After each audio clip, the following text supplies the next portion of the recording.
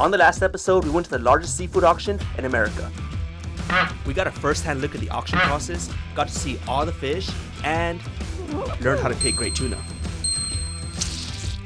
And most importantly, we met this guy, the owner of La Kea Seafood Market. Tyler's business, La Kea, he's an industry disruptor. In Hawaii, fish is their main source of protein. So their fish markets are as common as butchers are here in the mainland. Owning a fish market means you have to get up really early in the morning to pick the best fish, while competing with everyone else. Just like any good butcher, they'll have great cuts ready for you, or they'll take requests on the cuts. And they'll make you some really good food using the catch of the day, usually in the form of poke. We'll be breaking down a tuna with Tyler. And we'll also get a very important ingredient for the next episode's dinner. Sure. And so you can get a big head. So I thought, hey, definitely. Go in the room, we can cut up a fish. Tuna is the island's main source of protein, and it's an important part of the culture. All right, so It's an essential piece to every celebration, from birthdays to celebrations of life. Needless to say, providing fresh tuna year-round is essential. Today we're breaking down an ahi tuna, but there are many other types of tuna that you can eat. Some are small, like skipjack tuna or bonito. These are great for cooking and canning.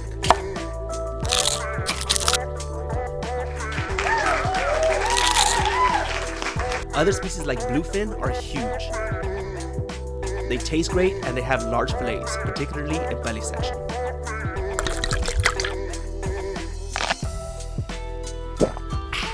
There are some parts of the world where they use tuna for bait, but the majority is eaten raw. Got a 104-pound green rod. Hopefully we're going to get some chewy green rod. yeah. You can follow all the rules for choosing tuna, and there is still not a 100% guarantee that the meat will be high quality until you fillet it. Just like with meat, the type of knife you use will make your life much easier, especially if it's sharp. The knives that will be used on this beast are the scimitar and the granite knife. Both are heavy-duty butcher knives that I'm very familiar with. I've just never used them on a fish. The scimitar is used to cut through the flesh and the skin, while the granite knife will be used to get through the bone and cartilage.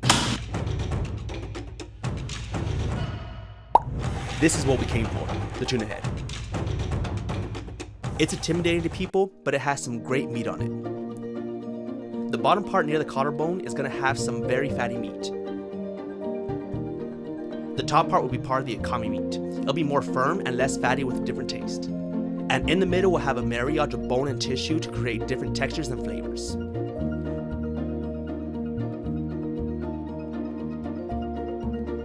When breaking down the tuna, you're going to have the akami meat in red and the toro meat in green. The akami is a lean, red piece of meat, while the belly has much more fat, so it's not nearly as red. Watching him break down the tuna was a symphony.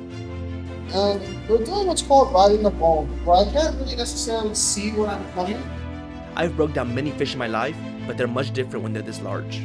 but I know what I feel. So I'm kind of just letting the knife do the work for you.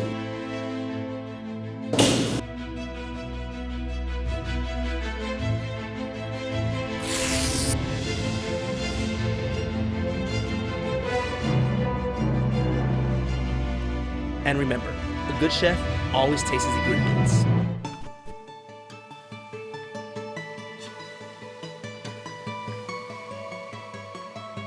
This is literally one of my favorite parts of being a chef.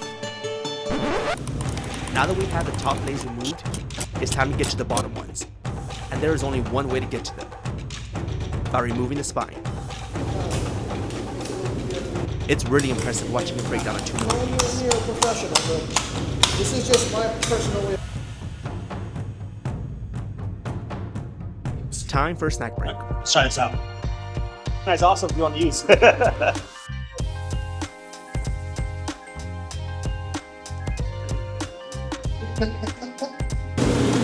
Just like there are different cuts of steak, there are different cuts of tuna also. The meat closest to the tail is going to have the lowest quality. The meat furthest from the tail is going to have a medium quality. And in that middle sweet spot is where we're going to find the best akami on the fish. And on the belly is going to be the toro. This is going to be very fatty meat that melts in your mouth. The toro itself will have different grades. The darker, less fatty meat will be the chu toro. while the lighter, more fatty meat will be the otoro.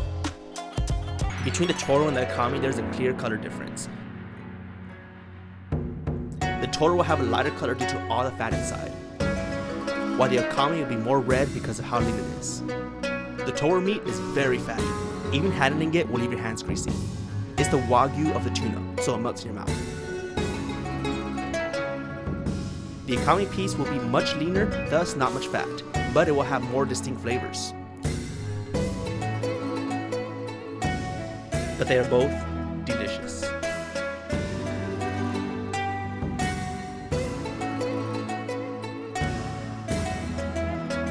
With these cuts of fish, you'll be able to make some high-end poke and sushi. I love trying out different foods and ingredients. It's one of my favorite parts of being a chef. So when the opportunity came to try some bone marrow from tuna, Is bone marrow a thing? Absolutely. Want to try? I jumped right on it. Yeah.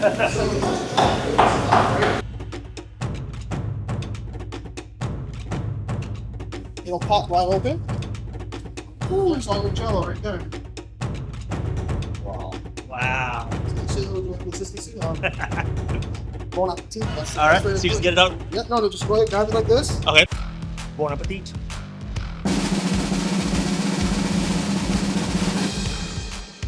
That's exactly like saltwater jello, like you said, yeah. That's really good, yeah.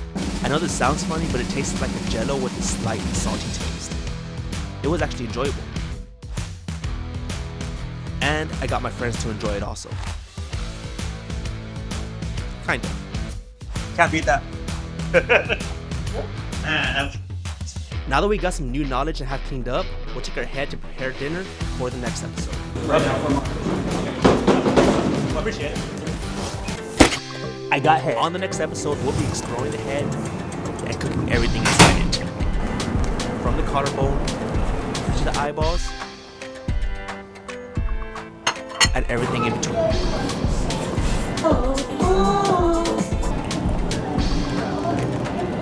I'm Chef Lionel. If you like this video and want to see more going forward, be sure to hit that like and subscribe button.